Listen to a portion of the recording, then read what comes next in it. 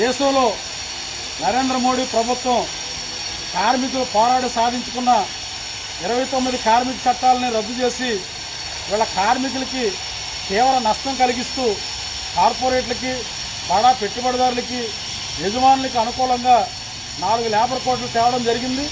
ఈ లేబర్ కోడ్లు అమలు చేసేదానికి గత నవంబర్ 21 నుంచి నోటిఫికేషన్ ఇవ్వడం జరిగింది.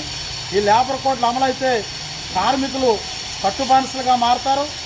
ఈ కార్మికుల కట్టుబానిసత్వానికి వ్యతిరేకంగా 1920లో లాలా లజపత్ రాయ్, చిత్తరంజన్ దాసు, మోతీలాల్ నెహ్రూ, బాలగంగాధర్ తిలక్ లాంటి యాదాని యోధులు ఏఐటీయూసీని ప్రారంభించి కార్మికోద్యమాలు బలమైనటువంటి కార్మికోద్యమాలు నిర్మించి అనేక కార్మిక చట్టాలు సాధించడం జరిగింది.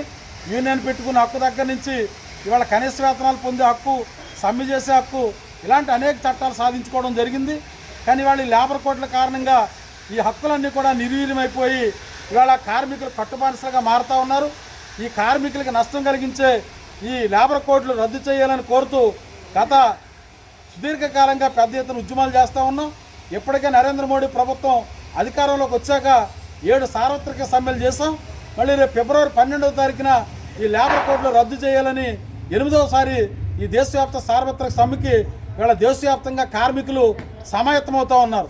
ఎందుకంటే ఇవాళ ఈ లేబర్ కోడ్లు అమలైతే కార్మికులు కట్టుబానిసలుగా మారే పరిస్థితి, ఎలాంటి హక్కులు లేనటువంటి పరిస్థితి, శ్రమకు తగిన వేతనం పొందే హక్కు లేనటువంటి పరిస్థితి, యజమాని అంతిస్తే అంతా ఆయన దయాధర్మంగా ఇచ్చిందే తీసుకోవాలనేటువంటి పరిస్థితి అమలయ్యేటువంటి పరిస్థితి, వీళ్ళ కార్మికులు జీవించలేనటువంటి కార్మికులు జీవించే హక్కును హరించే విధంగా ఈ లేబర్ కోడ్లు పరిణమించా ఉన్నాయి.